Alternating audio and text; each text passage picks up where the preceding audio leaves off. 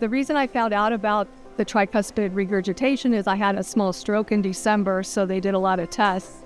And I was short of breath, not able to go up the stairs very well, had some AFib. So they did a lot of testing and found out the reason, and then they said I qualified for the EVOQUE procedure, which was a game changer.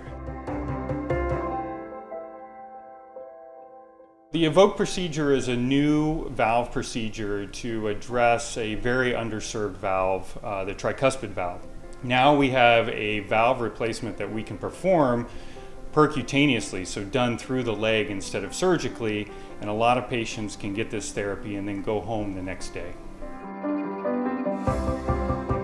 I feel great. I'm able to do the exercises here in the program. I'm able to exercise at home, do all my daily living things, back to work. To someone considering the procedure, I would tell them, ask a lot of questions. I asked many questions to make sure I was prepared, and the doctor and the team gave me great answers. And then the procedure itself is very easy. You're in one day and out the next, and I'm much better off, less medication. I'm in the cardiac rehab program now, where I'm building up some strength and endurance. So overall, everything is a lot better than it was before.